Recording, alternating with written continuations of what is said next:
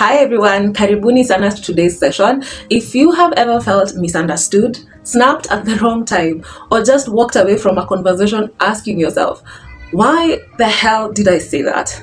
This video is for you. We are diving into 5 simple ways to develop emotional intelligence in real life, not in theory. Whether you are a parent, a professional, or a partner, this is the skill that changes everything. And I mean everything. So stay till the end of this video and I'll answer a few of your questions in the comment sections. Please make sure to write them down. I will make sure to give my most honest opinion. Yeah, I actually read all my comments because they're not actually many. Yeah, in the meantime, let's read them. Please type a comment in the comment section below. Tell me what challenges you face related to emotional intelligence. How out of control do you feel when it comes to EIQ, however you like to call it. Now, you cannot work on something that you don't know what it is. So what is emotional intelligence? A quick one here, because emotional intelligence is your ability to understand, manage, and express your emotions. This is not just your emotions, but other people's emotions as well. EQ is not about being soft, it's about being smart about your feelings or how you feel. People with high EQ tend to lead better, love better, and live more peaceful. It's not about perfection. It's about awareness and response to things, to how you feel.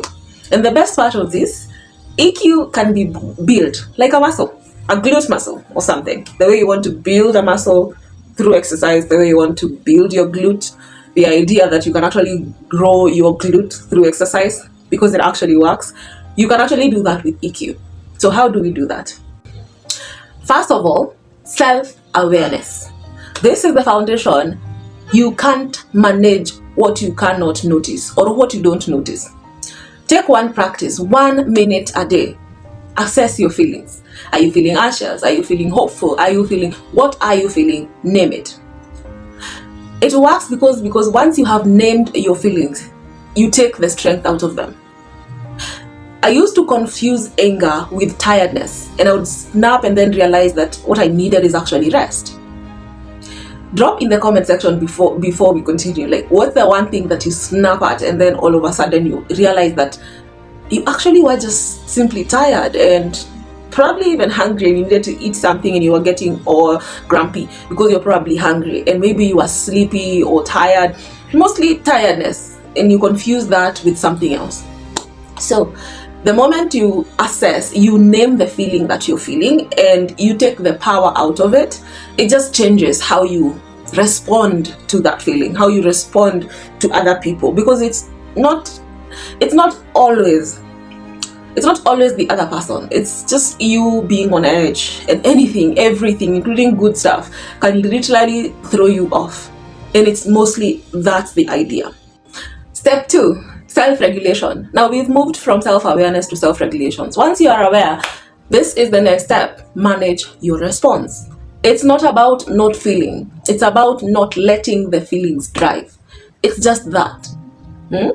It's about not letting the feelings drive. Practice. Sometimes when you feel that agitation, instead of replying when you are just triggered, take just a moment of looking away while taking a breath. As easy. So the moment you look away, you take a breath in and then you come back, that hold, it's like a reset. You now relax. If you are someone who likes to journal, that's the other way.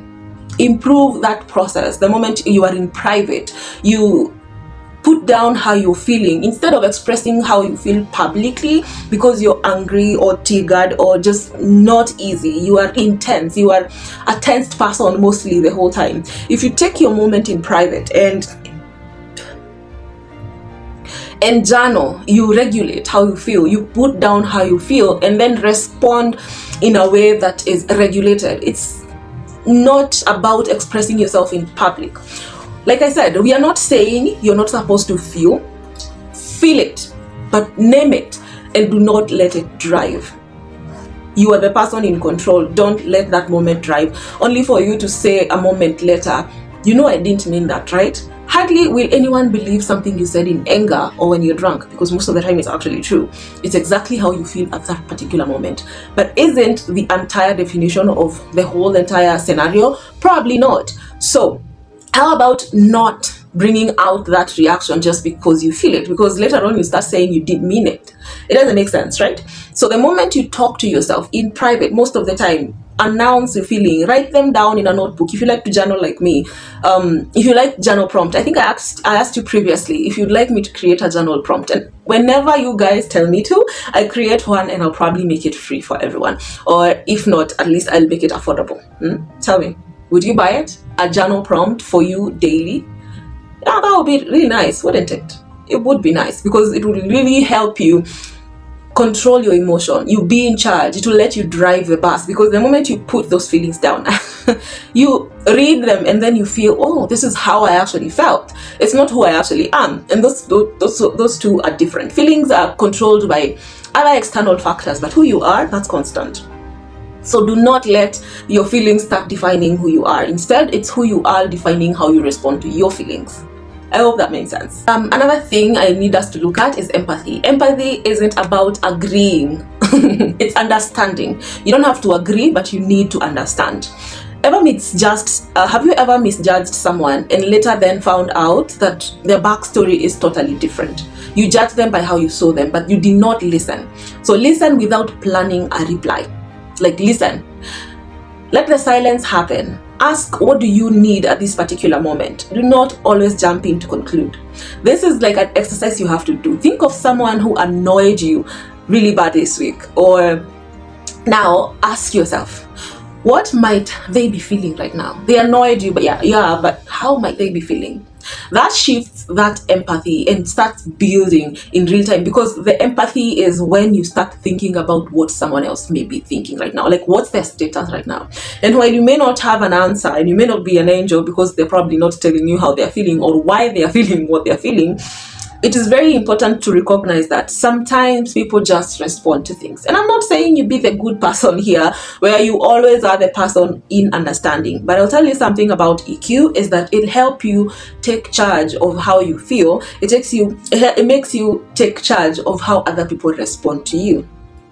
Chances are, this person will realize as quickly as they left your face that they actually did something wrong. Why? Because you did not match their bad energy. It's as simple as that. EQ is something that can simply just turn the game around, and it's not about you insulting them. It's about them looking at you and realizing, oh, I am really expressing my frustrations at someone who wasn't really deserving of it. And they'll come back and tell you that now this is something that they can avoid. But because you're already in a place where you've built your EQ with me, Freshia, which is really cool that you're here and watching this video, which I'll take this moment to ask you to please subscribe so that we can continue to grow together. I have to say this, I don't know it all. I am learning as I go, and I make it as intentional as I am making it intentional to give you these lessons as I continue to instill them to myself and express them as I go. So if you like that, please make sure to hit subscribe. I have a thing for goodness, and if you do, please make sure to hit subscribe to this channel. Number 4, social skills. EQ is also about how you relate, how we relate with other people. People with high EQ notices body language, speak clearly, because they actually need to be understood with only the first time they talked, and handle conflicts calmly without getting agitated. Practice, because the moment you feel a statement before you say it, instead of you listening, you just listen, you keep listening. Try, I heard something, without interrupting. Try listening without interrupting that process. Type in the chat one conflict that you are facing. Let us reframe it and use our EQ to see what happens. Number 5, motivation. This one is very personal to me, and how I wish you can just listen. Emotional intelligence fuels perseverance. I know. Why are we building that? Okay, when you know why you are doing what you're doing, or when you're doing something, you will be able to weather a storm that you probably wouldn't have. When you practice to set your emotional goals, not just to-do list. Sometimes you can have a long to-do list, but emotional goals. Not just finish this project and then feel proud about it, or feel peace about it, or feel aligned. It's not about finishing that project, it's about that process of doing it. This is my final insight on this video, and I hope it helps you. Emotional intelligence protects your energy, not just your calendar. Because the moment you have an EQ that is good for you, that works for you, you're able to stay in control, to stay calm, even when things aren't going the way you imagined they would, or the way they've been planned out to go. That way, you're able to pick yourself up even when something did not go as planned, and do it again and again and again. And guess who wins? The person that did not crumble when things were tough. And who is that? Someone with an EQ that cannot be thrown away by a momentarily of change of feelings or response. Are we together now? Like I said, I have a thing for goodness, and if you do too, allow me to ask you again to please subscribe to my YouTube channel and share this video with someone who needs it. It's really nice to do that, for me at least.